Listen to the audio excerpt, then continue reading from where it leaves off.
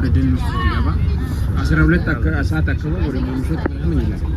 ግን እዛ ውጪ በጣም ግን የሚገርመው ማታ እየሰማናቸው ነበር ላይ ሆኖ ነው ካምፔን ምናምን ማድረግ ይቻላል ነው አደረ እኮ ማታ ስንት ሰው ነው ድንኳን አለ ማከራየት ትችላለህ። ቀጣይ ያው ካልተመቸኝ በጣም ይገርም ነው። ድንኳን እንደልሽው ነው ከዛሬ ጀርባ ይዛል ምግብ ይዛል ወይ ሚታረድ ነገር ካለ ይዛል በሎጂንግ በዚህ